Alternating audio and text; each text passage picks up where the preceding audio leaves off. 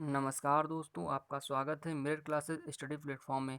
दोस्तों, आज की इस क्लास में हम इंडियन ज्योग्राफी के 20 महत्वपूर्ण क्वेश्चंस पर बात करने वाले हैं, जो आने वाले सभी एग्जाम्स के लिए बहुत ही इंपॉर्टेंट होने वाले हैं। दोस्तों, क्लास को पूरा जरूर देखिएगा। क्लास बहुत ही इंटरेस्टिंग एंड अमेजिंग होने वाली है। चलिए आज की क्लास को हम स्टार्ट करते हैं। देखिए, आज का हमारा पहला प्रश्न है कि भारत का दूसरा सबसे बड़ा नदी बेसिन कौन सा है। तो भारत का दूसरा सबसे बड़ा जो नदी बेसिन हो जाएगा वो गोदावरी बेसिन हो जाएगा। कौन सा? गोदावरी बेसिन। ठीक है। और जो भारत का पहला नदी बेसिन हो जाएगा, सबसे बड़ा नदी बेसिन हो जाएगा, वो हो जाएगा गंगा। कौन सा? ठीक है, गंगा हो जाएगा आपका। गंगा जो हो जाएगा, गंगा हो जाएगा। वो दूसरा सबसे बड़ा हो जाएगा। कौन सा? गंगा हो जाएगा, वो प्रथम हो जाएगा। और जो दूसरा हो जाएगा वो गोदावरी हो जाएगा। क्लियर। देखते हैं नेक्स्ट क्वेश्चन कौन सा है। नेक्स्ट क्वेश्चन ये है कि पाक जलडमरू मध्य किसके मध्य स्थित है। कौन सा? पाक जलडमरू मध्य जो है किसके मध्य स्थित है। तो जो पाक जलडमरू मध्य हो जाएगा भारत और श्रीलंका। किसके? भारत और श्रीलंका। इसका ऑप्शन सी हो जाएगा करेक्शन, भारत और श्रीलंका। चलिए नेक्स्ट क्वेश्चन देखते हैं क्या है। नेक्स्ट क्वेश्चन जो है वो ये है कि कान्हा राष्ट्रीय उद्यान किसके लिए प्रसिद्ध है। तो कान्हा राष्ट्रीय उद्यान जो है वो मध्य प्रदेश में पड़ता है। कहाँ? मध्य प्रदेश में। तो जो ये प्रसिद्ध है ये बाघों के लिए। किसके? बाघों के लिए। ऑप्शन डी इसका करेक्ट आंसर हो जाएगा, बाघों के लिए। ठीक है। चलिए नेक्स्ट क्वेश्चन देखते हैं क्या है। नेक्स्ट क्वेश्चन ये है कि भारत किस गोलार्ध में स्थित है। तो भारत जो है आपका उत्तर पूर्वी गोलार्ध। कौन से? उत्तर पूर्वी गोलार्ध में। ठीक है, उत्तर पूर्वी। तो देखिए, आपको पता हो ग्लोब कैसा बनता है। ये ग्लोब बनता है। ठीक है, ये ग्लोब हुआ। ठीक है, इसको आप ऐसे डिवाइड कर लें। तो जो यहाँ पर आपका इंडिया पड़ता है ये आपका कौन सा हुआ? North south. ठीक है, ये आपका नॉर्थ साउथ हुआ। कौन सा हुआ? नॉर्थ साउथ हुआ ये आपका। और ये आपका देखिए, ये आपका नॉर्थ हुआ, ये आपका साउथ हुआ। ठीक है, ये आपका वेस्ट हुआ, ये ईस्ट हुआ। तो इंडिया जो यहाँ पे पड़ता है, कहाँ पे? यहाँ पे इंडिया जो पड़ता है। ठीक है, ये इंडिया पड़ता है। तो ये कौन से डायरेक्शन में हो गया? नॉर्थ ईस्ट में। ठीक, नॉर्थ ईस्ट में हो गया, तो इसका मतलब उत्तर पूर्वी दिशा में हो गया। चलिए नेक्स्ट क्वेश्चन देखते हैं क्या। नेक्स्ट क्वेश्चन जो है वो ये है कि न्यू मूर द्वीप किन दो देशों के मध्य विवाद का कारण है। तो आपको बताना है कि न्यू मूर द्वीप जो है किन दो देशों के मध्य विवाद का कारण है। तो ये हो जाएगा बांग्लादेश और भारत। इसके? बांग्लादेश और भारत। तो ऑप्शन 20 का से हो जाएगा बांग्लादेश और भारत। तो ये किस लिए न्यू मूर द्वीप जो है ये बंगाल की खाड़ी में पड़ता है। कहाँ? तो बंगाल। ठीक है, कहाँ? बे ऑफ। ठीक है, बे ऑफ बंगाल में। ठीक है, बे ऑफ बंगाल की खाड़ी में पड़ता है। ठीक है, बंगाल की खाड़ी में पड़ता है। तो ये भारत और बांग्लादेश के मध्य विवाद की जो विवाद है वो भारत और बांग्लादेश। चलिए नेक्स्ट क्वेश्चन देखते हैं क्या है। नेक्स्ट क्वेश्चन ये है कि भारतीय उपमहाद्वीप मूलतः एक विशाल भूखंड का भाग था जिसे कहा जाता था। तो आप लोग इसको जानते भी होंगे, शायद आपने क्लास 6 8 सभी क्लासों में पढ़ा होगा, बचपन से पढ़ रहे हैं। तो ये आपका हो जाएगा गोंडवाना आइलैंड। कौन सा? गोंडवाना आइलैंड। ऑप्शन डी का से हो जाएगा गोंडवाना आइलैंड। चलिए नेक्स्ट क्वेश्चन देखते हैं क्या। नेक्स्ट क्वेश्चन ये है कि इंडिया नाम किस नदी से आया है। तो देखो, जो इंडिया है वो इंडस नदी से आया है। किससे आया है? इंडस नदी। ठीक है, इंडस नदी आपका मतलब इंडस रिवर। ठीक है, इंडस रिवर से आया है इंडिया। इंडिया आया इंडस रिवर। तो इंडस रिवर का मतलब सिंधु नदी। ठीक है, सिंधु नदी से नाम पड़ा इंडिया। चलिए नेक्स्ट क्वेश्चन देखते हैं। नेक्स्ट क्वेश्चन ये कि भारत के किस भाग में बैरन ज्वालामुखी द्वीप स्थित है। तो भारत देखिए, भारत का जो एकमात्र सक्रिय ज्वालामुखी है, ठीक, एकमात्र सक्रिय ज्वालामुखी वो आपका बैरन द्वीप ज्वालामुखी है। कौन सा? सक्रिय ज्वालामुखी जो है वो एकमात्र सक्रिय ज्वालामुखी बैरन द्वीप ज्वालामुखी है। तो ये कहाँ पड़ता है? ये अंडमान निकोबार द्वीप समूह। कहाँ? अंडमान निकोबार। तो इसमें आपका हो जाएगा ऑप्शन ए सही, अंडमान द्वीप समूह में। ठीक है, अंडमान द्वीप समूह में जो पड़ जाएगा आपका वो हो जाएगा भारत का सब बैरन ज्वालामुखी। चल नेक्स्ट क्वेश्चन ये है कि ठीक है, नेक्स्ट क्वेश्चन ये है कि राम आपका बताना ये बताना है कि राम सेतु निम्नलिखित में से कहाँ पर स्थित है।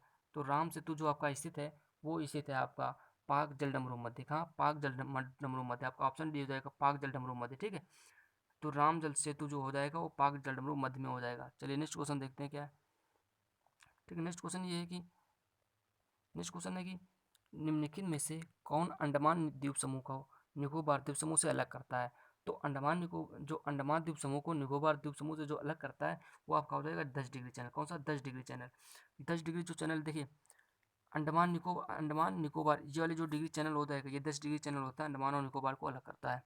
तो नेक्स्ट क्वेश्चन देखते हैं।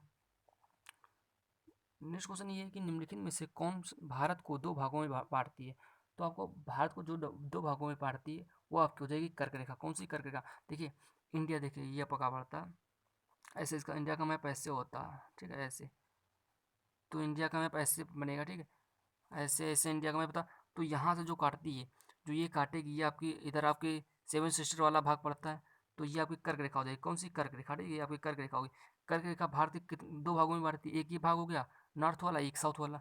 तो कर्क रेखा भारत को दो भागों में बांटती है। और जो आपसे एक क्वेश्चन ये भी पूछ लिया जाता है कि कर्क रेखा जो भारत के कितने राज्यों से होकर जाती है, तो कर्क रेखा भारत के 8 राज्यों से होकर जाती है। 8 राज्यों।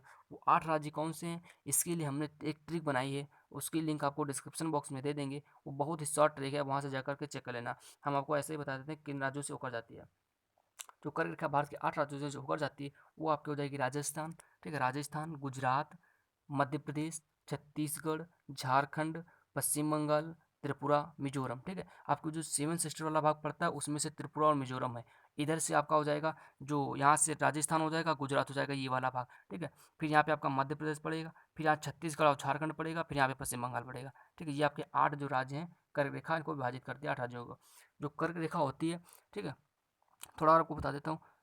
जो अगर कर्क रेखा देखिए, आपका यहाँ से ये ऐसा ग्लोब बना है, तो ये जो आपका भूमध्य रेखा होती है 0 डिग्री चैनल, मतलब 0 डिग्री पर जो भूमध्य रेखा होती है उसी के समांतर। ठीक है, उसी के समांतर नॉर्थ साइड में, कहाँ? नॉर्थ में। नॉर्थ में जो 23.5 डिग्री, कितनी? 23.5 डिग्री। ठीक है, 23.5 डिग्री। 23.5 डिग्री जो नॉर्थ वाली पड़ती है, ये वाली, तो ये आपकी जो होगी ये कर्क रेखा हो गई। ठीक, कर्क रेखा। और जो इसी के नीचे जो अपोजिट, मतलब नीचे साउथ साइड में जो होती है, यहाँ पे ये वाली, जो ये 23.5 डिग्री साउथ में, तो जो 23.5 डिग्री साउथ में होती है उसे विषुवत रेखा कहते हैं, और जो 23.5 डिग्री उत्तर में होती है उससे हम कर्क रेखा कहते हैं। चलिए नेक्स्ट देखते हैं क्वेश्चन क्या है। नेक्स्ट क्वेश्चन ये है कि दक्षिण गंगोत्री क्या है। तो आपको बताना है कि दक्षिण गंगोत्री क्या है। तो दक्षिण गंगोत्री है वो अंटार्कटिका में स्थापित भारतीय वैज्ञानिक अनुसंधान केंद्र। ऑप्शन डी हो जाएगा। कौन सा? अंटार्कटिका में स्थापित भारतीय वैज्ञानिक अनुसंधान केंद्र। तो देखिए, अब ये दक्षिण गंगोत्री जो है बर्फ से पूरी तरह से ढक चुकी है। तो भारत द्वारा जो अंटार्कटिका में 3 स्थापित की गई थी। ठीक है, 3 जो भारतीय अनुसंधान केंद्र स्थापित किए गए थे, एक उनमें से था दक्षिण गंगोत्री। ठीक है, और जो दूसरा था आपका मैत्री। कौन सा? मैत्री। और तीसरा था भारती। ठीक है, एक तो आपका दक्षिण गंगोत्री हुआ, और जो आपका दूसरा था, कौन सा? दूसरा था। ठीक है, फिर आपका जो दूसरा था, दूसरा वाला, वो आपका था मैत्री। कौन सा? मैत्री था। ठीक है, मैत्री था। और जो तीसरा आपका था, कौन सा? ठीक है, तीसरा वाला जो था आपका कौन? ठीक ठीक, तीसरा वाला जो तीसरा आपका था वो था भारती। कौन सा? भारती। ठीक है, याद रखना। 3 थे। ठीक है, 3 स्थापित किए गए, तो उसमें से एक था अंटार्कटिका में दक्षिण गंगोत्री। ठीक है, चलिए नेक्स्ट क्वेश्चन देखते हैं क्या। नेक्स्ट क्वेश्चन ये है कि प्रायद्वीपीय भारत की सबसे बड़ी नदी कौन सी है। तो जो प्रायद्वीपीय भारत की सबसे बड़ी नदी है वो आपकी हो जाएगी गोदावरी। कौन सी? गोदावरी। ठीक है, गोदावरी नदी को हम दक्षिण भारत की गंगा कहते हैं। ठीक है, जो दक्षिण भारत की गंगा कहते हैं वो गोदावरी नदी को कहते हैं।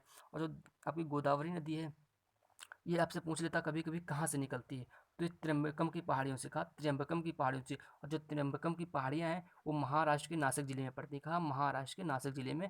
ठीक है, जो आपकी गोदावरी हो जाएगी वो महाराष्ट्र के नासिक जिले के त्र्यंबकम की पहाड़ियों से निकलती है। त्र्यंबकम की जो पहाड़ियाँ हैं वो त्र्यंबकम की पहाड़ियों से निकलती है। और ये गिरती कहाँ है? ठीक है, ये यहाँ से निकलती है और पूछ लेती है कि गोदावरी नदी कभी कभी कहाँ गिरती है, तो ये भी कुछ क्वेश्चन पूछ सकता है। तो जो गोदावरी नदी हो जो वो बे ऑफ बंगाल में गिरती है। कहाँ? बंगाल की खाड़ी में। ठीक है, बे ऑफ बंगाल में। ठीक है, बंगाल की खाड़ी में गिरती है। तो इसका ऑप्शन डी करेक्ट हो जाएगा। और गंगा जो आपकी गोदावरी नदी है, ये भारत की दूसरी सबसे लंबी नदी है। कौन सी? दूसरी सबसे लंबी नदी। इसीलिए इसको कहा जाता है कि दक्षिण भारत की सबसे बड़ी, दक्षिण भारत की गंगा नदी। और इसकी जो लंबाई हो जाएगी वो हो जाएगी 1465। कितनी हो जाएगी? 1465। ठीक है, 1465 किलोमीटर। ठीक, 1465 किलोमीटर। और जो भारत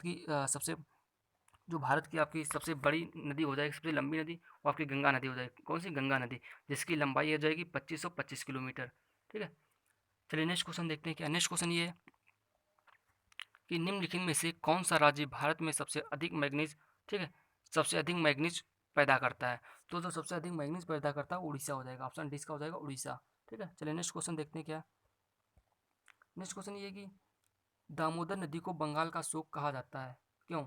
तो जो दामोदर नदी को बंगाल का शोक कहा जाता है, वो कहा जाता है इसमें प्रायः तबाही मचाने वाली बाढ़ आती है। ठीक, क्यों? क्योंकि इसमें प्रायः तबाही मचाने वाली बाढ़ आती है, इसलिए दामोदर नदी को है बंगाल का शोक कहा जाता है। किसको? बंगाल का शोक।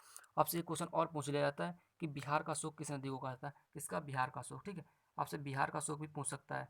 जो बिहार का शोक है वो कहा जाता है कोसी नदी को। किसका? कोसी नदी को। ठीक, बिहार का शोक आपको कोसी नदी को कहा जाता है। तो कमेंट बॉक्स में आप ये बता दीजिएगा कि सांगपो जो है, ठीक है, सांगपो नदी को भारत में क्या कहते हैं? सांगपो नदी को। चलिए नेक्स्ट क्वेश्चन देखते हैं। क्या नेक्स्ट क्वेश्चन ये है कि सालतोरो पर्वतमाला किसकी एक उपश्रेणी है? तो सालतोरो पर्वतमाला किसकी एक उपश्रेणी है, आपको ये बताना है। तो सालतोरो जो पर्वतमाला है ये हो जाएगी आपकी, इसका ऑप्शन हो जाएगा आपका अरावली। ठीक है, सालतोरो पर्वतमाला किसकी हो जाएगी, सॉरी, जो सालतोरो पर्वतमाला हो जाएगा वो आपकी हो जाएगी काराकोरम पर्वत श्रेणी की, काराकोरम पर्वत श्रेणी की। ठीक है, सालतोरो पर्वतमाला काराकोरम पर्वत श्रेणी की। चलिए नेक्स्ट क्वेश्चन देखते हैं। नेक्स्ट क्वेश्चन ये है कि कलोल खनिज तेल उत्खनन किस क्षेत्र में है? ठीक है, कलोल खनिज तेल उत्खनन क्षेत्र कहाँ स्थित है? जो कलोल और आपके ओंकारेश्वर, आपके ओंकारेश्वर जानते होंगे। ठीक, कलोल और ओंकारेश्वर, कौन सी, कलोल और ओंकारेश्वर। ठीक है, एक ओंकारेश्वर पड़ता है, ओंकारेश्वर, ओंकारेश्वर ये जो पढ़ते हैं, ओंकारेश्वर। ठीक है, ये जो पढ़ते हैं ये आपके पढ़ते हैं कहाँ, गुजरात में। ठीक, कलोल और ओंकारेश्वर आपके गुजरात में पढ़ते हैं।